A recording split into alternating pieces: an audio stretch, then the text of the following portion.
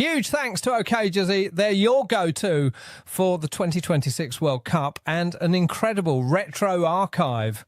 They got decades of iconic league classics, from legendary 90s designs to the rarest club heritage kits. Whether it's a high-performance player version or a timeless vintage look, prices start at just £15, 4.5 Trustpilot rating and fast shipping. Use code Chris for 8% off and grab your piece of football history now. Hello everyone, hope you're well. My name is Chris Cowlin and welcome to the channel. This is a new series called the Weekly Tottenham Transfer News Show, and today I'll be joined by channel regular and my right-hand man, Mr. Craig Dearman. Now, we'll be going through all of the Spurs news, rumours and reports. Yes, it is that time of year again. The transfer window officially opens in the UK on Monday, the 15th of June. It will close on the 1st of September at 11 p.m. It will be open for 93 days. And yes, this channel will be covering every single piece of Spurs news, all of the rumours, all of the reports, and hopefully the confirmed signings during that 93-day window. Now, we're live on YouTube, live on X and Facebook, so please do get involved. Let us know how you are feeling as a Tottenham Hotspur fan right now. Now, Spurs have one player confirmed already, Andy Robertson, who we will talk about shortly. We have one player who has done his medical, Marcos Senesi. That one is yet to be confirmed by Tottenham Hotspur Football Club, and Spurs are also actively talking to Brighton and Manchester City, respectively, about Savinho and Van Hecke. But we will talk about all of these deals. First of all, Craig, how are you? Yeah, I'm all good. Yeah. As I've said on the stream the other night, it was. I still think I'm relieved. I'm like obviously happy that we're still in the Premier League, and I don't know. It makes you realise you're lucky. You know the old saying, "You're lucky. You don't know what you've got till it's gone," sort of thing, and you don't realise how lucky you are till it's kind of snatched away. And generally, that's about life in general, but certainly about football as well. So just very happy and relieved we're still in the Premier League.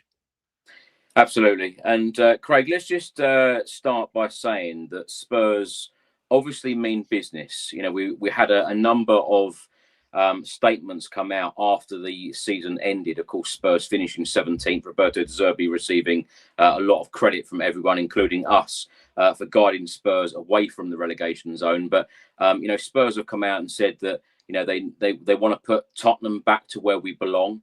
They're trying to get business done early in this transfer window. I say in this transfer window, it doesn't even open until the 15th. We've got one over the line. We've got one having the medical, and we're talking to a couple of others. And I've no doubt that Spurs are obviously talking to others that, you know, no one is aware of as yet. So Tottenham are lining them up.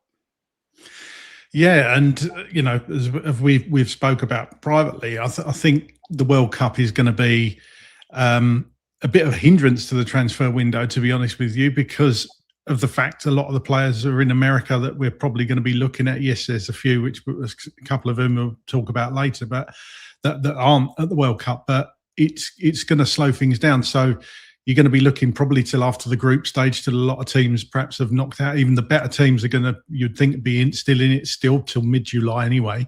But I think Spurs, probably like a lot of other clubs, are trying to get a bit of business done before Thursday. But it's going to be tight. Yep. Now, as I mentioned in the intro, this is a new series, the Weekly Tottenham Transfer News Show. So we'll be going through all of the last week's transfer rumours and reports and news. If Craig's not here, then I'll be joined by Gareth McGuinness.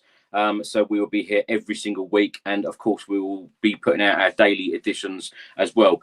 Craig, if I may, I'm going to start with João Palhinha, because the latest from Sky Germany, João Palhinha wants to make a decision on his future soon.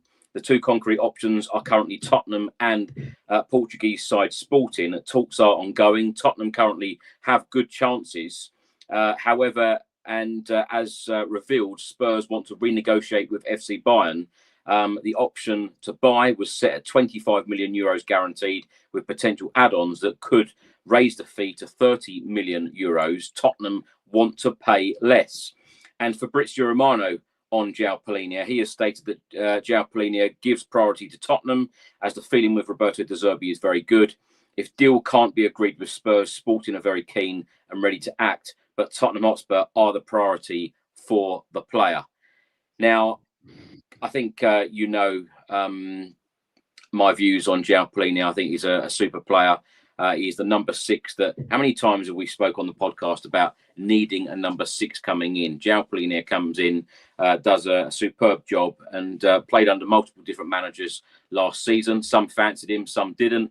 But under Roberto De Zerbi has sung João Palhinha's praises. He's come out and said a number of times how much he loves him as a leader, as a character, on and off the pitch.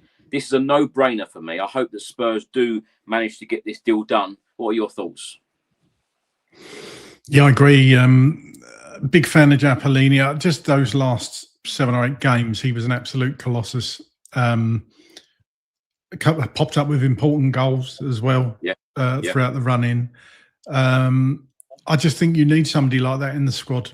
I really do. Just that bit of experience. Probably not going to play every game, even though it's obviously limited fixture schedule for us next year from what you've been used to. But I just think Palhinha at the price he's going to be, even if it's 25 million euros, you were saying there. So remember that's euro. So what's that, about 21, 22 million pounds? I would say probably that's not a bad valuation for the player. Obviously, Spurs are going to try and get it cheaper. It certainly wouldn't be through team performance. You can get the numbers up on that to nearly 30, I wouldn't have thought. But it could have been player, the appearances, number of appearances, perhaps, I don't know. But I agree with you. I think it's a no-brainer. You've got to bring in or keep Palhinha for another season, I'd say. It'll be very frustrating, Craig, wouldn't it, if he does walk away from Tottenham and Tottenham don't get this deal done for him, because we're going to be in that position again where we don't have that number 6. And when you're talking about this kind of fee, where else can you get a player of that quality for this sort of fee?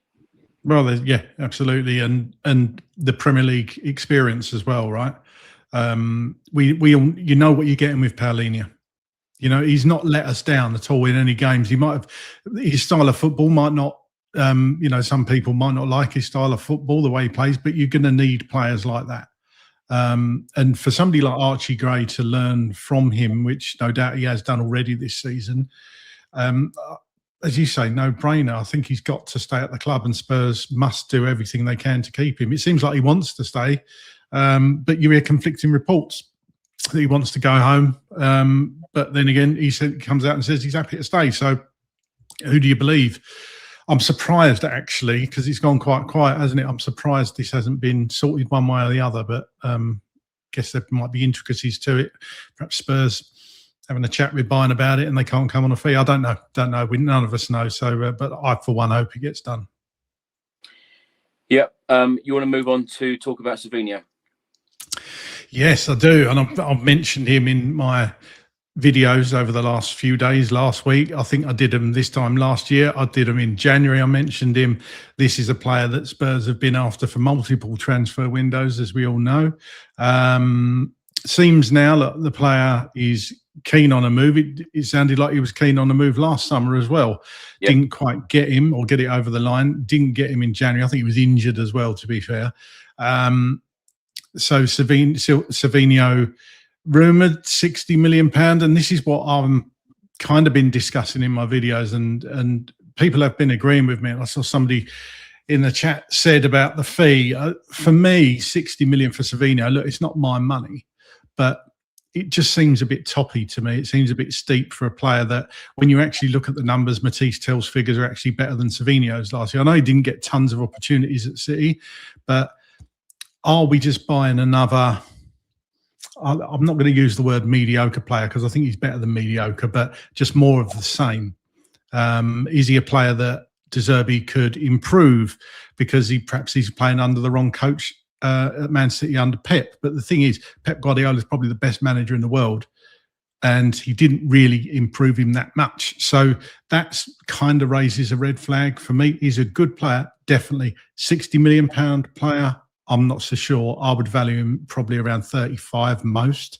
But as I say, it's not my money. But when I talk about the money side of it, if we're paying 60 for Savinho, and we should be paying, say, 30, 35. That's 25, 30 million we could have spent in other areas. So I just think it's a very big fee for a player that hasn't been a superstar, so to speak. And I know £50 million player, you kind of get a bog standard professional now, Premier League proven. I wouldn't say he is proven. He's only had really 2 seasons. He's not set the world alight. But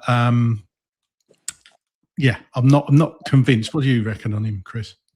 Well, one thing that I really do love about this this transfer window that isn't even open yet. One thing I like about it is the fact that we are obviously going after Premier League experience. That is, without doubt. Andy Robertson coming in. I know we're going to talk about him shortly.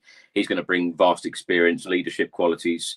Marcos Senesi as well, given his age and given that he's an Argentina international as well. Premier League experience. Van Hecke, Savinho, Spurs and Johan Langer and the football club, the owners, they're obviously going down the route now of bringing in leaders, experienced players. And I know Savinho is only a young player still, but I believe that Roberto De Zerbi will get the very best out of players. He works very, very hard one-to-one with players, gets the very best out of them. And one thing I think we ought to mention as well, Craig, is that Roberto De Zerbi, his system, the way that he wants to play, particularly at Spurs, and we want to see the Tottenham way, so to speak, wingers are very important to his system. So we need top quality players in this window. And it's funny, a week or so ago, I put a video out on this channel and I said that we need between 10 and 12 players. Some people come back to me and laughed and said, there's no way Spurs are going to get 10 or 12 players. But in my opinion, and this is only my opinion, whether it's, whether you agree or not, if Spurs want to be back to where we belong, and Roberto De Zerbi has said in that last press conference after the Everton game that kept us up, he said that 10, 11, 12 players are good enough to play for the football club. So a dramatic change needs to happen this summer and top quality players need to come in the door. I'm not worried about the fee that Spurs are going to go out and spend. It's funny because so many Spurs fans, they say, we need players in, we need players in, we need players in. And even you, Craig, do that. But yet when the fee is being talked about and reported, you're doing it saying, oh, I don't like the fee.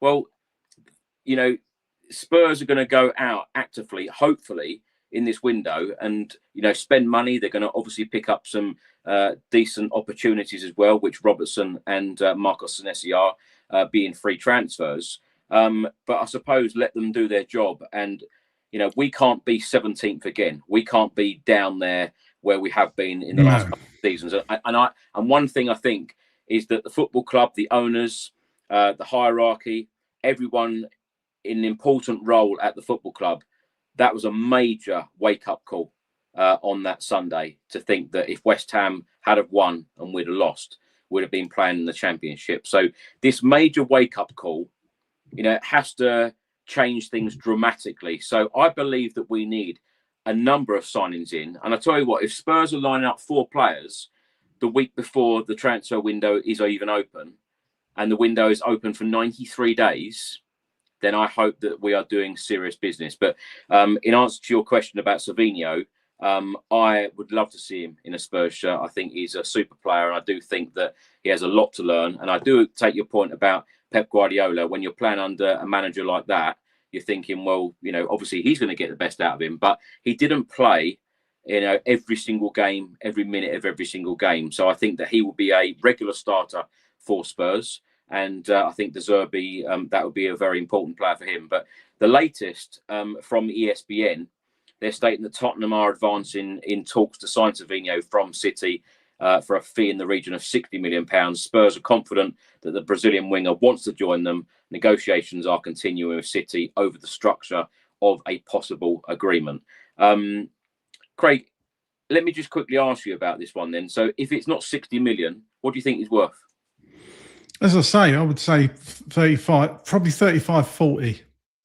I mean, it's just my opinion on the fee. I mean, people might disagree with me, but when you look, Manchester City fans don't seem that bothered that Savinho is going to be going. And I know horses for courses, and players don't do well at certain clubs. We've seen it before, but you know, there's no real outcry by City fans that I've seen on social media that they're selling Savinho.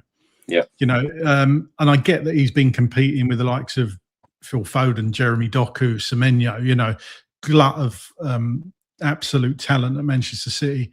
But all I'm saying is, if Savinho is worth 60 million, how much is somebody like Jeremy Doku going to be worth? I'm not saying the City would sell Jeremy Doku, but you know, I just think it's a bit toppy. But I'm not against it. I'm really not. I'm sounding like I'm against the signing of Savinho. I think he improves the squad, and I think that's what we need. That's the other. That's a really good point. You know, you've got to be improving the squad, and Johan Langer said that about Andy Robertson coming in. He improves the squad, and every single signing that comes into the football club, you know, they have to improve the squad. Otherwise, there's absolutely no point. You have to improve the quality in this squad throughout. Just quickly, how many players do you think realistically Spurs need to bring in? Not what we will do, what we need to bring in. Because I said 10 or 12. Is that over the top for you, or do you think that a dramatic change needs to happen this summer? No, a paradigm shift needs to happen. We won't get in 11. I'm thinking 11 is what we need, but we won't get in 11. I can't believe that. City did it. Sorry. But I said 10 to 12 and you said 11, Craig. So you agree? I've gone right in the middle, haven't I? Yeah. No, Forest obviously bought in about that number the other year, didn't they? And it really suffered for it because they just couldn't gel the team together for months on end. Yeah. So obviously they'll be thinking about that. We haven't got the worry this season, of course, about fitting in foreign players into that Europa or Champions League squad with a homegrown element. So they haven't got that little headache. So, you know, there's probably a bit more scope to do a bit more with those types of players. We're still going to have that issue this season with the Premier League. I can't exactly remember how many homegrown and stuff you'd have to have. There's slightly different rules around it. And there's always that argument whether Ben Davies qualifies because he's Welsh, obviously. So they're going to be looking at that. That's still got to be in the back of their minds, but the European rules are a bit different. So, I mean, hopefully we'll have that problem next season after next, 27, 28. But let's get through this season first, and hopefully qualify for Europe, of course. Yeah, absolutely. Next one I want to come on to, and that is Tottenham Hotspur captain Christian Romero, who, of course, missed the back end of the season. He played in the game, Roberto De Zerbi's first as Spurs manager away at Sunderland, then missed the remaining games. And then, of course, he did return for the last game of the season to walk around the pitch, clap the fans, etc. But a report from Argentina came out yesterday stating that Manchester United want to buy Romero from Tottenham and they are preparing an offer. And then today, sources close to Manchester United have firmly rejected claims that the club are about to submit an offer for the Spurs captain, despite the reports in Argentina. Now, before I get your views on this one, Craig, former Spurs star Toby Alderweireld talking about Romero, he said it's not positive when your captain is rumoured to go away and be sold. That needs to be cleared very quickly. If he does go, he goes. If he stays, we need to get him back to the mindset to become very solid. Your captain needs to be the face of the club and face of the team. Now, I couldn't agree more with the comments there from Toby Alderweireld, but I don't think anyone is going to be surprised this summer to see Romero go out the door. No, absolutely. I mean, it was a surprise last year that he signed a new deal, to be honest. That came out of nowhere, didn't it? Signs a new deal, which is good for us this year if it looks like he's going, because we can demand a higher fee for him. I think it's plainly obvious that Romero wants out. It would have surprised me when I heard those Manchester United rumours. It did surprise me that Spurs would actually sell to Manchester United or a team in this country, because I always thought that Romero would want to go to Spain anyway. I just can't imagine Spurs selling to. I mean, it's difficult to use the word rival at the moment, considering we're 17th and they finished in the Champions League positions. But you know what I mean. I can't see how you strengthen another team in the Premier League with your captain. It would be a weird deal, that would be. But would I be against Romero going?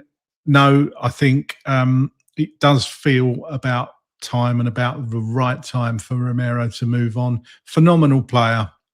but has actually let us down a few times, hasn't he? I was going to ask, do you feel is there a bit of you that feels upset that Romero could and would leave this summer? And do you think that we have missed him when he hasn't played, particularly in those final games of this season?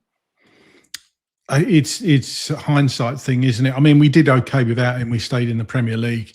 I know a lot of people were worried that Romero got injured, and would Kevin Danso come in and do as good a job? And I think Danso was absolutely brilliant. I think what we lacked with Romero and what we need to replace is that progressive passing, because he is good. He is good at passing the ball out from the back. Obviously, he can score from corners, big threat at corners. What did he get? 4 goals last season in the Premier League. So we're going to miss that element. But the players we've been rumoured with, talking about, Van Hecke will come on to, and Senesi can do that job. So would I be upset if he goes? Probably not, to be honest with you, because I think he's had, what is he, 28 now? Should be at his peak. Should be learning a bit more about how to stay on the football pitch, I would say as well. Love his aggression, but he's got to be controlled. And so many times with Romero, it's not controlled aggression. You're always wincing when he goes in for a tackle and you think he's going to do somebody. And obviously done Casemiro and got sent off when we was, that Man U game, we was kind of doing very well at the time, weren't we? It was 0-0, I think. And yeah, doing very well. That obviously didn't help Thomas Frank at the time, because we all know what happened afterwards. But yeah, I don't mind if Romero goes, Chris, if I'm brutally honest.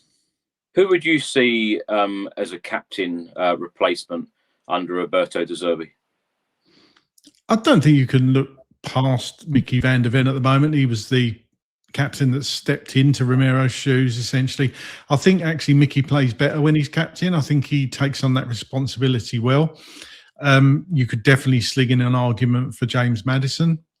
I think his leadership skills were plain to see towards the end of the season, the way De Zerbi wanted him on the bench as a sort of glorified cheerleader, even though he wasn't fit to play. You can tell that the players respect James Maddison. I think he speaks well. He does the media well. And everything that a captain you want in a captain. Clearly loves the club as well. I know Maddison's got his critics, but he clearly loves playing for Tottenham. So I think it would be between those two for me, Mickey van der Ven and James Maddison. But I think it would probably go to Mickey. Craig, before we move on to the next player, just want to go back to talking about Savinho, because if Savinho did come in at Tottenham, would you expect someone like Matisse Tell to leave the football club? Because there's been a lot of interest in Matisse Tell so far, leading up to the transfer window. And he wants assurances that he is going to get game time and that the football club are going to be stable. I'll say possible, because you got to remember Randall Colomwani goes back to PSG. You sell Matisse Tell, that leaves, obviously, if Savinho comes in, but then you've got, hopefully, Kulusevski coming back. You've got Kudus coming back. So if you think about it, Kudus/Kulusevski on that right-hand side, Savinho, I think, is he left-footed, Savinho? I think he is, isn't he? So he can play either flank anyway. Savinho and then another. Now, would it improve the squad if Savinho comes in? Yes. Some people would say Matisse Tell, rough diamond, but can we do better than Matisse Tell?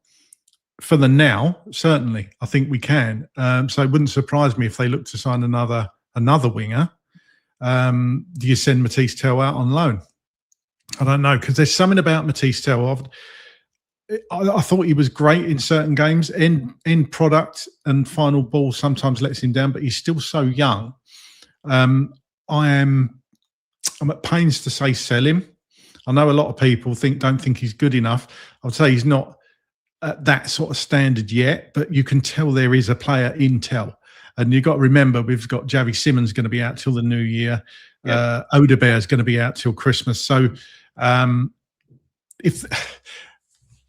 do they bring in somebody else? I don't know. I just wonder whether Matisse Tell gets a loan, perhaps.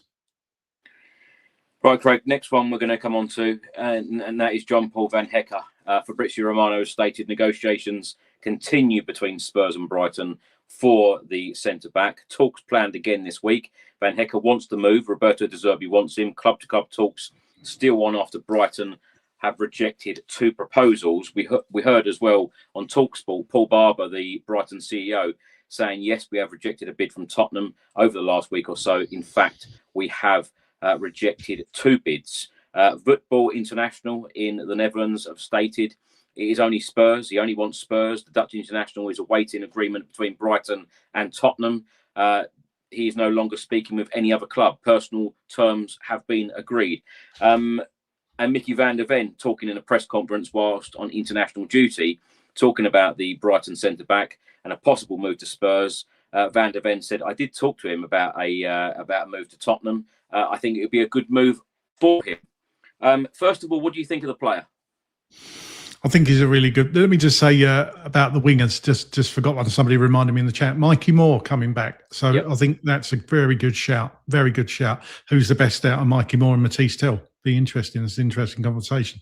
Jan-Paul Van Hecke. I think he's a really good, solid Premier League proven defender. Ultimately, for me, Chris, if De Zerbi wants the player, the way he performed miracles in those last 7 games, I'm of the mindset that if Roberto De Zerbi wants a player, even if I don't particularly like the player, and I would always say if I don't think the player would suit, but I'm fully behind it because you have to trust this man. He got us out of absolute, you know what, rescued the club, rescued the board, rescued Johan Langer and Vinay Venkateshan, rescued all of us. Do you know what, Craig? On that, and it's so funny because Sam, who's a regular viewer of this channel, he actually posted a comment to you yesterday saying, Craig, you look so much more relaxed now than what you did at the back end of last season. And I completely agree. You and I look refreshed compared to what we did, during that stage where we thought that we might be relegated. And what a relief it is. But you're absolutely right. There is a feeling, a real big feeling now of excitement. People had switched off to watching Tottenham, and now the fact that we have remained a Premier League team, and now the fact that we have Roberto De Zerbi, where people know what style of play he likes to play at Brighton, and what he's done at other jobs, and the way that he has turned things around at Tottenham. Given the fact that we had all of those injuries, and when you think, I don't want to talk badly of previous managers, but when you talk about Thomas Frank, particularly Igor Tudor, when he came in, all he did was whinge and moan about every single little thing, right? And big thing, right? and basically said, I didn't realise how big this problem was. De Zerbi, I tell you what, I love the fact that he just says, you can't cry about it, you can't moan about it, you just get on with it. And every single time that he had an issue, and same with Thomas Frank, and same with Ange Postecoglou the season before, same with Igor Tudor, player out injured all the time. Well, De Zerbi didn't moan at all. He just got on with the job and made sure that we got over the line. And I tell you what, I think that is why, and that is a big reason why people are feeling so excited, because you think, with a depleted squad, and with that amount of issues, and you've still managed to get us points in the Premier League when we were really struggling, particularly those players were struggling for confidence. When you can do that, what can you do when you've got a proper squad? No, 100%. And he said more or less the same himself. He was just trying to find a way towards the end of that season to make it work, to get the points on the board, not overloading the players with too much information and changes to instructions, because he didn't have time for it. He said the squad was depleted, didn't have time for it. The players didn't have enough time to take it on board. And he was just a case of winning football matches and getting points in football matches, and he did it. And the reason I'm excited, absolutely, and that I didn't see that comment, so thank you for that comment. And you're right, I've felt so stressed and like it's pathetic, really, isn't it? Because it's only football, but it means so much to all of us. It's not life and death. But was it Bill Shankly said that it's not life and death? It's actually bigger than that. Was it? When people say it's only football, come on, it's important to us. It's hugely important, and And that's why I was feeling so like a lot of you out there, and I think I speak to Chris as well, just feel down and worried all the time. And it's it's pathetic really, isn't it? But it's the first thing you think about when you get up in the morning. You know, the first 5 seconds you wake up, you stretch, everything's good in the world, and then it kind of hits you, we're in a relegation battle, and it just sits with you like a cloud over your head, like the sword of Damocles hanging over your head all the time. And then all of a sudden, when that final whistle blows against Everton, everything lifts, the clouds go away, the sun comes out, and then you're looking forward. And Roberto De Zerbi coming out and saying, when the reporter said to me, what, you're going to have a few days off or something like that? No. 8 o'clock tonight, we start again. We start planning. And I loved that. I absolutely loved that, because nobody would have cared and nobody would have had a go at Roberto De Zerbi if you wanted 2-week holiday in the Caribbean on the strength of what he did for Tottenham Hotspur. But no, he said, no, the work starts tonight at 8 o'clock. And I loved that. And that's why I'm feeling more excited and positive about next season, because I think with no European football as well, 1 game a week, we can have a good go at the cups, you would hope. Yep. But I think we've got a bloody good chance with 10 Premier League teams in European competition next year. Some of them are going to have squads that are very, very thin by Christmas. I think we've got a chance just to concentrate, tunnel vision, go at the league, and I think we can actually finish quite high up it next season if the clubs support the manager. Yeah, it's a really good point about how many clubs in Europe next season. Absolutely, Craig. And of course, as we've said many times, it has to be different. Going back to Van Hecke, some reports stated early on that Spurs were being told £70 million by Brighton. We're hearing reports at the moment around the £40 million mark. Of course, he's about to go into his final year of contract. Now, I know you love to talk about prices. What would be a good fee to pay for someone who's got 1 year left on the deal? Yeah, I think if the 70 million, look, it's funny, it's what that player means to the club and how much that player is worth to the club that he's at. £70 million, absolutely. But I think a player with a year left, he's not Harry Kane. Harry Kane, we demanded £100 million and we got slightly more than that, I think. I don't think Van Hecke is worth 70 million, but I think 40 is probably nearer the mark. I was going to say, Craig, it has been reported that the first bid was 40 and the second bid was near 50, including add-ons. So I know Brighton, Paul Barber has come out and said that it has to be right for them. And let me also add as well that Brighton, they seem to get these players in. They seem to then sell these players after a year or two or three. Yeah. Unbelievable recruitment from Brighton. They always seem to get these players. But what is remarkable is that the fact that they sell their star players and just like in a short time, they replace them with another really decent player. Yeah.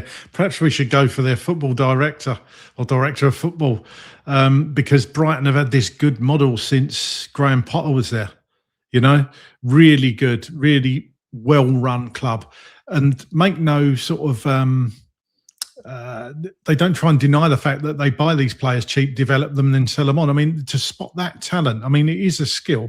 We all joke about Johan Langer, but it is a skill. But then again, that is his job. So spotting this talent, buying it cheap.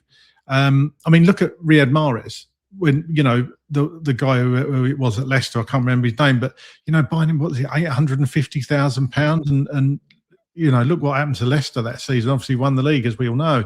So there are bargains out there, but I think, like you said right at the top of the show, Chris, that Spurs do seem to be, they're not, don't get me wrong, I think we will buy a couple of for later on players. I think that could happen. But the bulk of the transfer business this season seems to be going in a completely different direction. Players that are perhaps mid-20s. A footballer reaches his peak, you could argue, depending on the position, 27, 28, 29, probably 30 now. Obviously, Savinho is a lot younger than that, but you can see the kind of player they're going for. They want experience, so they're going in this slightly different direction. And I think, that's what we've kind of called out for, isn't it? We've tried the youth. We've tried completely going down the youth path. Hasn't worked. So let's get the experience in. Absolutely. Leaders and experience, I think, is the the big thing about this transfer window. But on Van Hecker, Craig, lastly on him, you'd like to see him in, and what do you expect if the fact that Senesi comes in and Andy Robertson and Van Hecker, which players in the area do you expect to leave? I know we've just spoken about Romero. Any others? Perhaps Radu Dragusin? Yes, yeah, exactly that. Romero, Dragusin, and I know we've spoke about money. You've asked me about money, but you know, you everybody in the chat, everybody watching, can probably do your own sums, and we'd probably come to around about the same figure each. When you look at the players that are going to go out, Romero, Dragusin, possibly Tell. I don't know. None of us really know. Vicario, Sarr's been muted as going. So there's a whole glut of players that you would think Roberto De Zerbi wants out. If he wants 11 in, you've got to get rid of some players as well. So, you know, we're not in a case where you have to sell before you can buy. Spurs seem to be doing the business up front. They're front loading the transfer window. So ultimately, if they've got this war chest, this kitty, what is it? It was rumoured 150 million, wasn't it, in January? So unless that's gone nowhere, and then you've got Enoch, apparently the Lewis family going to be putting more money in. Rumours about this Daniel Levy thing, selling his shares. We don't know if that's completely true or not, but is there another injection of cash there? So that, you know, we're not short of a few quid. We shouldn't be short of a few quid in the transfer window. So buying players like Van Hecker, I mean, you would think they'd do the deal perhaps 55, 60. I think he slots right in. De Zerbi knows him. I think he'd be a really good acquisition that's Premier League proven. But as you say, Romero, Dragusin probably head out the door. Next one I want to come on to, Craig, and that is Lucas Bergvall. In an interview in Sweden in the last 24 hours, he was asked the question about not playing very much under Roberto De Zerbi at the back end of the season. He said, "I trust that he will field the best team to win matches. I'm glad that we made it. It's been a tough season for me and the team with injuries and so on. It's nice to turn the page now and focus on the World Cup." Talking about De Zerbi, Bergvall said he's done well. He is one of the reasons why we're still in the Premier League. It's clear that he will stay. It's only a few games that I've been on the bench. And then Lucas Bergvall, when asked about his Tottenham Hotspur future, he replied with, "It's not something I'm focusing on right now. It's been a tough season, as I said, but now the full focus is on the World Cup and being here." I always think that when a player is asked about their future, it would be so easy for them to just say, "Yeah, I'm really looking forward to playing for Tottenham next year," rather than saying it's not something I'm focusing on right now. Because Pedro Porro gave a very similar answer. He said, "No, you know, too much has happened. You know, I'm now relaxing, and you know, I'm not even thinking about my future." You know, why do players do this? It really winds me up. It's like people who say H instead of H. Really winds me up. Right, it's one of my little bugbears. Right, because I totally agree with you. You took the words out of my mouth. James Maddison again. He was talking about it on his golf day. I think they had a couple of interviews come out of that, and he just come out of it. And you know, somebody asked him a question about Spurs. He said, "I love the club. Looking forward to next season." Job done. I wouldn't expect Maddison to go next year anyway after what had happened to him last season. Yeah. Kind of question all the rumours. Sonny, when he was here, there was a rumour, wasn't there, one season that Sonny was going to be moving on. Somebody was coming in for him. Went on social media, did an interview, shut it down, and that was during the tournament as well. Just shut it down. No, I'm Spurs. I'm staying at Tottenham. So it is a bit annoying when players do that. I get why they do it, but he could have turned around, even if he turned around and said, "No, I'm looking forward to next season," and then was sold. It doesn't really matter, does it? Because these things change, but it's annoying as a fan.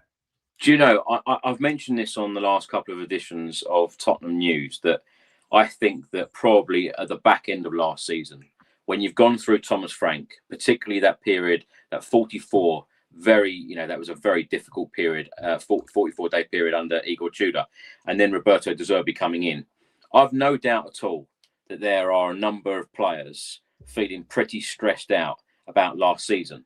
But equally so, I think that those players who are probably frustrated and probably thinking, right, I want the hell out of here at the end of the season. I'm going to put a transfer request in and get the hell out of here. We'll finish 17th and now 17th again.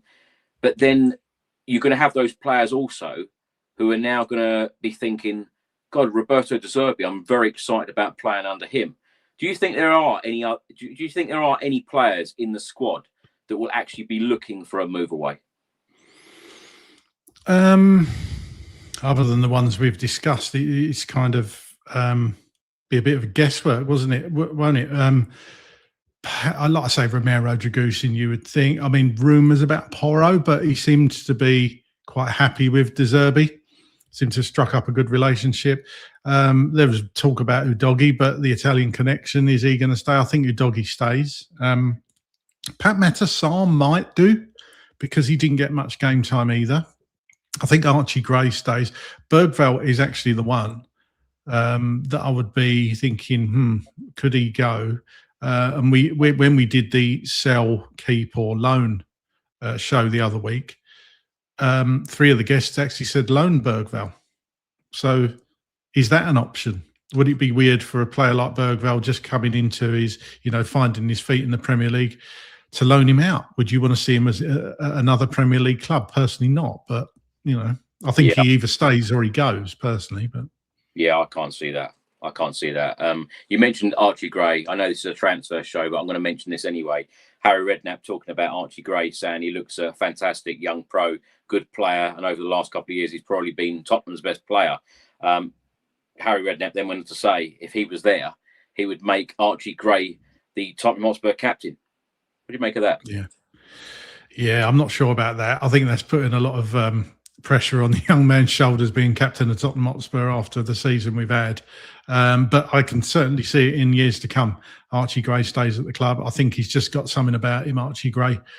He's still learning the role. Obviously, he's been playing in multiple positions as well, which doesn't help him. But I think he's got a bright future, Archie Gray, and I hope it's at Spurs. Right, Craig, let's come on to talk about 2 defenders, Andy Robertson and Marcos Senesi. Now, of course, last week, Tottenham Hotspur Football Club confirmed our first summer signing, Andy Robertson, on a free transfer from Liverpool. Andy Robertson sent this message. He said, I cannot wait to play for you guys, cannot wait to meet you guys, cannot wait to play in the stadium for the first time in front of you, and I'm already looking forward to next season. All the best, and I will see you soon. Sporting director Johan Lang on Tottenham's signing Andy Robertson, he said, first and foremost, he is an outstanding left-back, one of the best of all time in the Premier League, and someone who will improve our squad. Head coach Roberto De Zerbi on Andy Robertson, he said he will bring outstanding technical qualities, experience, leadership, mentality to our team. He is a proven winner at the highest level over a long period. And Michael Dawson, of course, former Tottenham Hotspur star on Andy Robertson, who, of course, played in the same team as him. He said he is the finished article. He will bring all of the experience, leadership that he has learned along the way at Liverpool. On Marcos Senesi, Fabrizio Romano has stated Tottenham have completed their double free agent signings as planned since April. After Andy Robertson, Marcos Senesi joins on a 4-year deal until June 2030. Never in doubt. No chance for hijacks, as Marcos Senesi said yes to Spurs weeks ago. Medical done. And he said that was completed on Saturday. Fabrizio Romano then goes on to say, again, confirming the deal, Marcos Senesi, Tottenham, done, sealed, 100% confirmed, all signed. Craig, what are your opinions and thoughts on these 2? Again, 2 deals that make total sense, 2 deals that where the player is free, and 2 players that come in with, certainly in Robertson's case, vast Premier League experience. In my opinion, they're both really good deals. Robertson, 32, I believe, and Senesi is 29, I believe. So obviously Robertson's a little bit older, but I think you've got to look players that bring something else to the table, not just the footballing ability. We've seen it time and time again with Ben Davies, and rumours I don't know if it's been confirmed, but rumours, I don't think it has, but rumours Ben Davies year's extension. So many managers like Ben Davies, from Pochettino to Jose Mourinho to Antonio Conte to Ange, and now it seems, Thomas Frank didn't, but now it seems like Roberto De Zerbi values Ben Davies, and I think that's what you're going to get with Robertson, a big leader in that change room. and still a very, very good footballer, captain of Scotland, of course, who are at the World Cup. So, a good deal there, and I think it strengthens us on the left-hand side. Lets Jed Spence fight it out with Pedro Porro right back, if they both stay. And Senesi in the middle. Again, just really good business, Premier League proven, really good for Bournemouth last season. And I just think both of them are really good deals, and really happy they're both, Senesi's not been announced yet, so fingers crossed nothing goes the way of the pair there. But it looks like he's going to be on his way in for some reason, just not been officially announced yet. Yeah, completely agree. And how many times, Craig, have we said that we need Premier League experienced players, and these two have it. Certainly Andy Robertson has it in abundance. Former Spurs star Toby Alderweireld, he's done a lot of talking this past week or so. He has been talking about John Paul Van Hecke and Marco Senesi, talking to Football.London. He said they both know the Premier League. That's good, because I think now Spurs need stability. And this is exactly what Peter Charrington said when he took over as non-executive chairman when Daniel Levy left back in September, about stability. Toby Alderweireld said they perform on a good level and they know the Premier League, and that is important. Do you expect Spurs to keep this theme up of going after Premier League experienced players? Because a number of people commenting on the videos that you and I put out on a daily basis, a lot of people are saying, well, we're targeting all these defenders. When are we going to get some attackers in? Because I think a lot of people, including myself actually, we want to see a number 9 coming in. We want to see attacking players coming in, because we did struggle in the area this season. Yeah, absolutely. Obviously, Savinho is not a centre forward. We desperately need another number 9. Desperately. You talked about earlier about players that could leave. I do wonder if this is the time Richarlison goes out the door as well. I think he's got a year left, hasn't he, after this summer?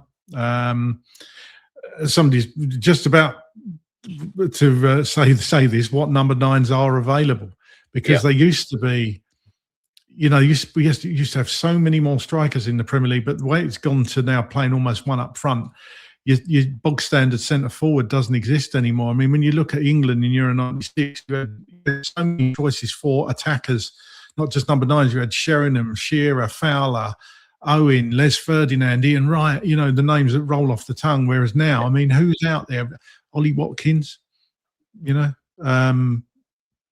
else who would you pick as a number 9 if you could have your pick of number 9s apart from Haaland, realistic ones? Who would you go for in the Premier League?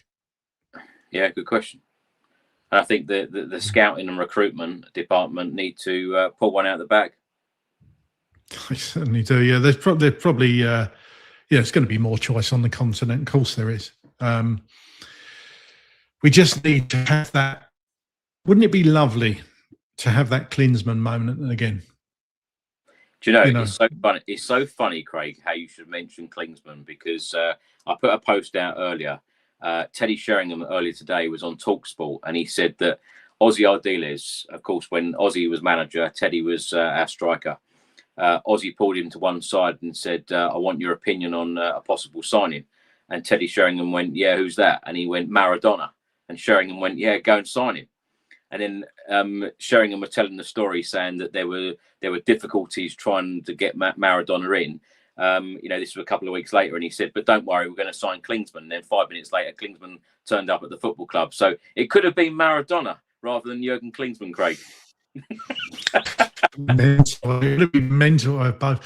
I mean, I know Maradona actually wore a Spurs shirt, didn't he? Was it Ozzy's testimonial? We came over and played. That's right. Yeah. So, yeah. Oh God, what a player! What a player he was.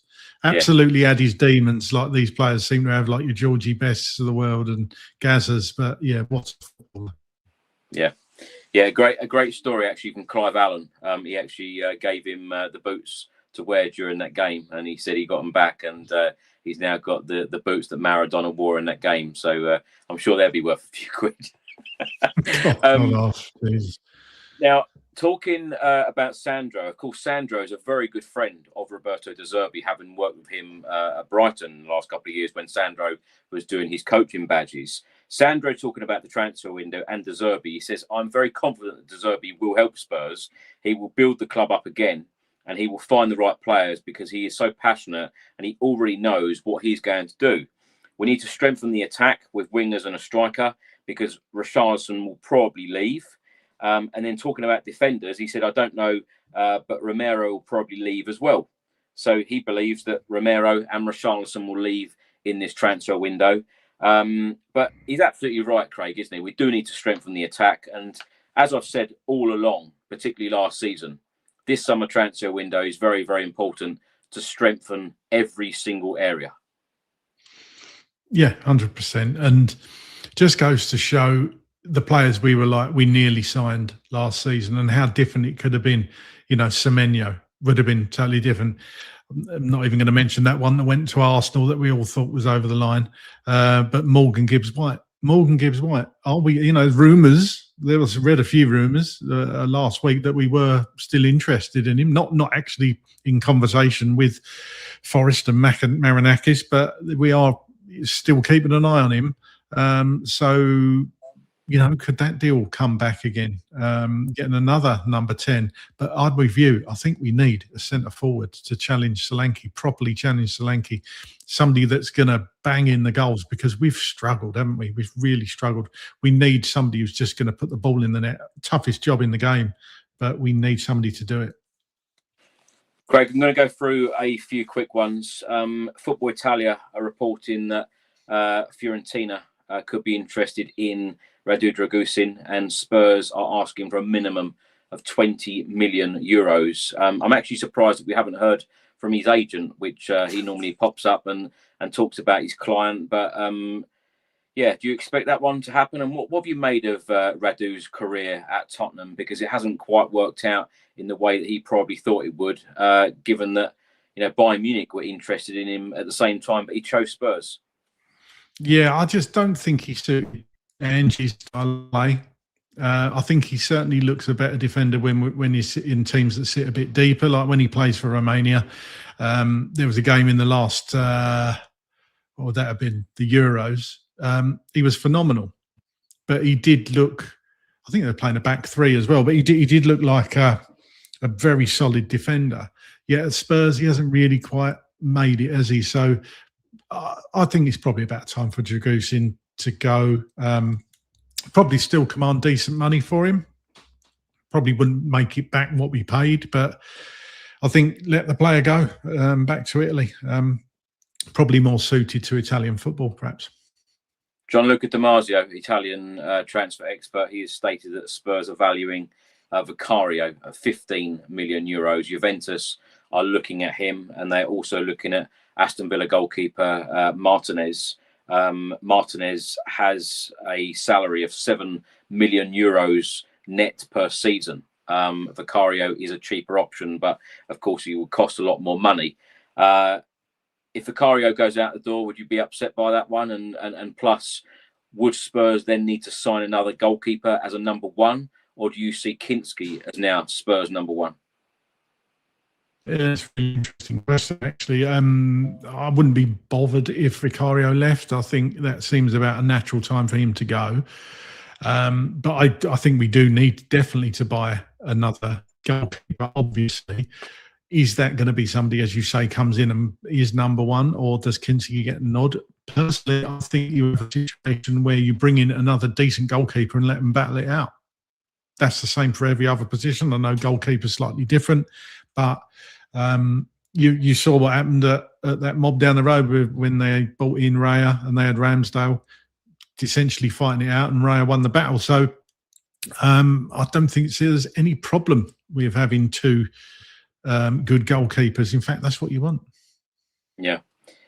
On Luka Vuskovic, what do you think will happen with him? Do you think he will return to Spurs after the World Cup? Will we see him in a Spurs shirt, or will he end up being sold to a top European club? Because clubs seem to be lining up at the moment, top European clubs, I might add.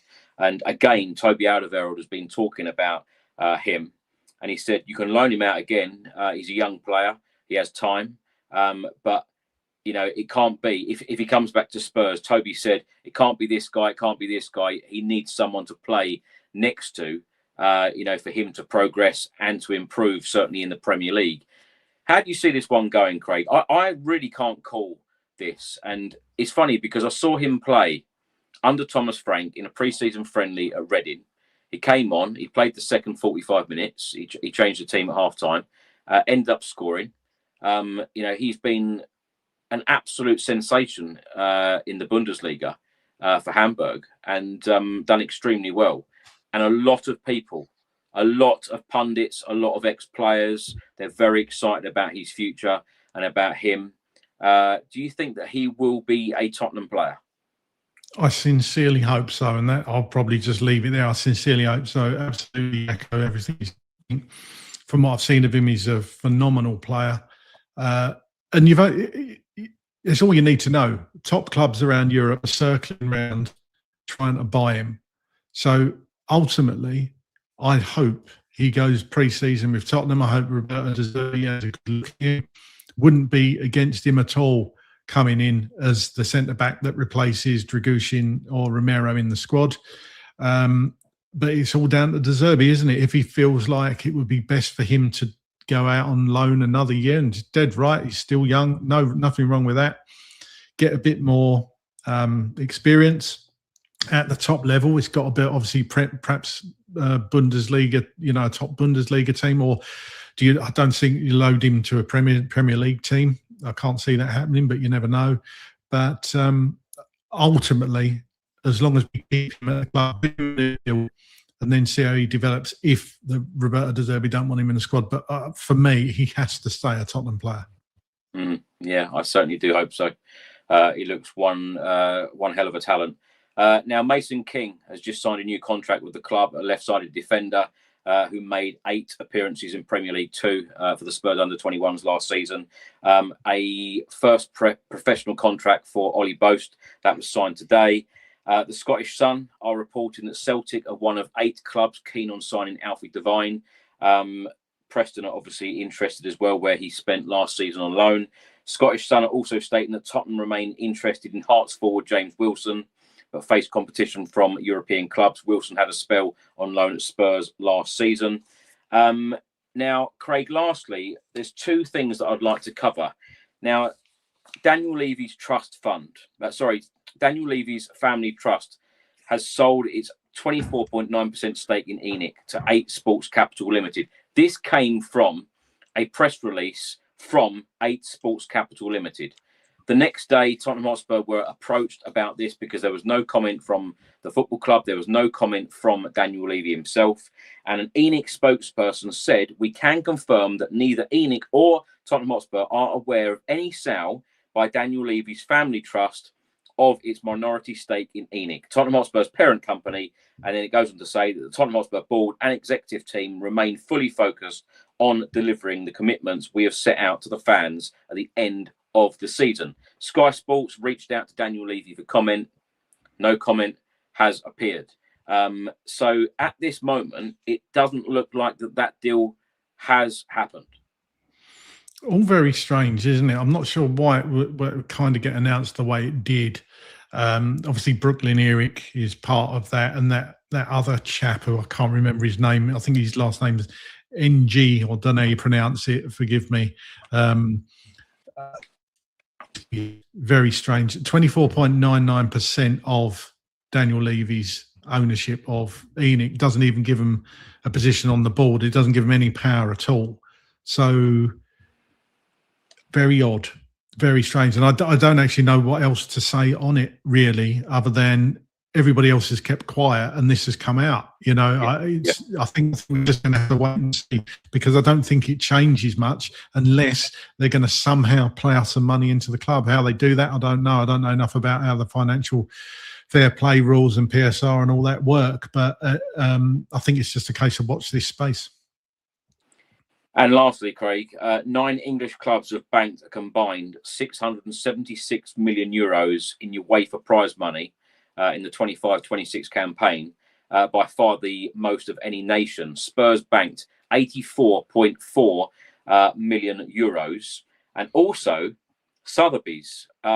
This has come out in the last couple of days. This summer in London, alongside various owner auctions, Sotheby's will stage a landmark exhibition and sale of masterpieces from the Lewis collection. Yes, the Lewis family, the Tottenham Hotspur owners, estimated in the region of £200 million.